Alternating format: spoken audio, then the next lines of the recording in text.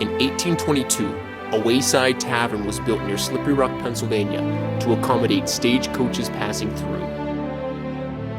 It became so much more than that. This is the Old Stone House, Butler County, Pennsylvania.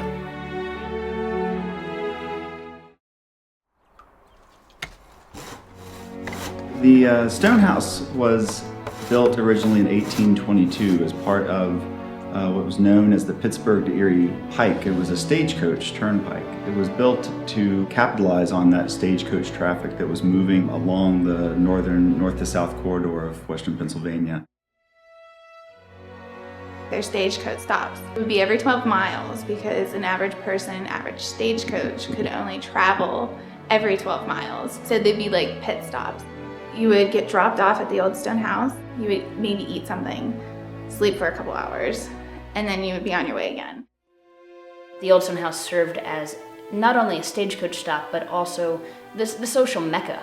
You not only had stagecoachers, people traveling, stopping by the Stone House to eat and drink. You also had locals coming by to get their food, taking a bit of merriment, playing social games.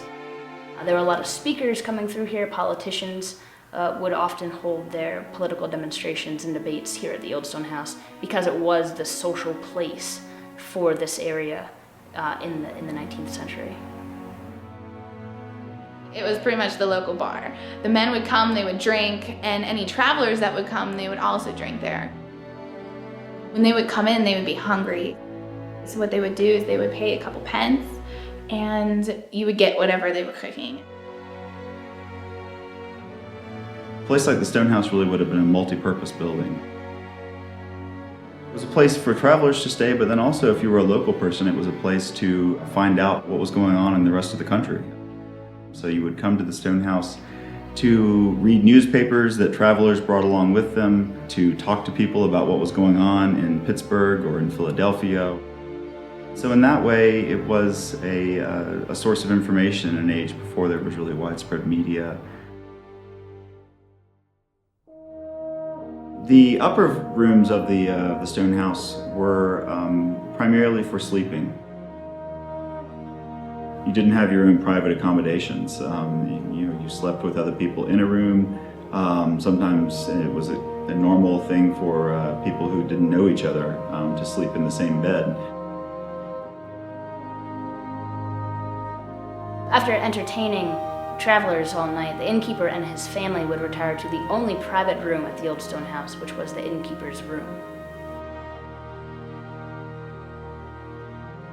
It's very small, but you had to have at least 8 family members living in this one room.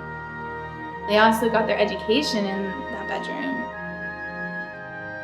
Encyclopedias could be purchased off of a traveling salesman, and you could do all of your learning and reading. The Stone House was really just a hub of activity. It was in a central place where a landmark to a lot of people during the 19th century. In the summer of 1843, Sam Mohawk, a Seneca Indian who was a laborer, came to Butler County. We don't know exactly the circumstances, they're a bit unclear. It was pretty common at that time that you'd have Indians from western New York float the Allegheny River down to Pittsburgh to sell timber and then to travel back northward overland. And that's one of the theories about what Sam Mohawk was doing when he came through Butler County. He was addicted to alcohol and had been drinking for quite some time. He did come to the Stone House. Sam Mohawk knocked on the door of the Stone House. This was late at night, asking for money and asking for whiskey. John Sill felt threatened by him apparently, and actually took a leg of a piece of furniture and swung it at Sam Mohawk and pushed him out of the Stone House and chased him off the property. Sam Mohawk spent the next night in the woods, as far as we can tell, according to his testimony, and then very tragically the next morning ventured, as I said, about a mile northward to the Wigton farm, where he ended up murdering the mother of the Wigton family and her 4 children. Sam Mohawk was later in the early 1844 found guilty and executed and hung in the jail yard of the city of Butler, town of Butler. It became probably the most sensational murder trial or criminal trial of Butler County, and was the first trial that resulted in capital punishment and execution in Butler County. War broke out in the United States in 1861. The American Civil War. The old stone house was unable to escape its far-reaching grasp. It was a place that was used during the Civil War.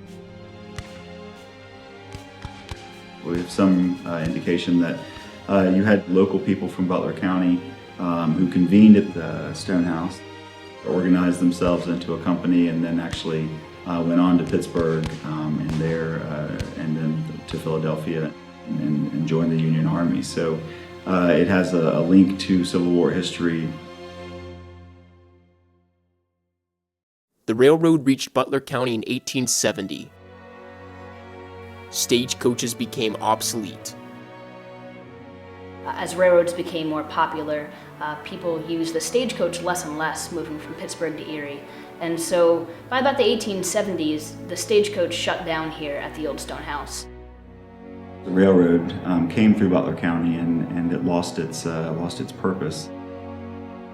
We know that it existed as a private farm up into the early part of the 20th century. The stone house farmed the land, but the land got sold off.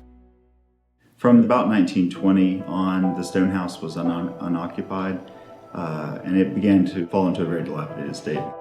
And by the mid-20th century, the stone house was really more stone than house. The interest picked up in the 1950s by the Western Pennsylvania Conservancy.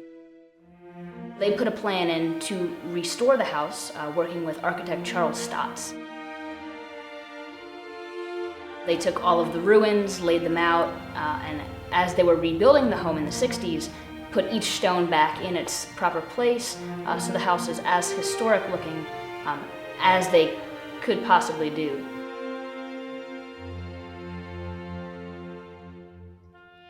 The PHMC, the State Historical Museum Commission, operated it as a museum up until the 1980s. They eventually allowed Slippery Rock University to operate the museum, and Slippery Rock eventually took over ownership of the museum in the late 90s. And so now it's, in addition to being a local landmark, a historic site, a museum, it's also a resource for citizens of Butler County. The Stone House is a museum of their community, and a museum that represented their life and their family and their ancestors. It's always been a landmark and something that people have real affection for.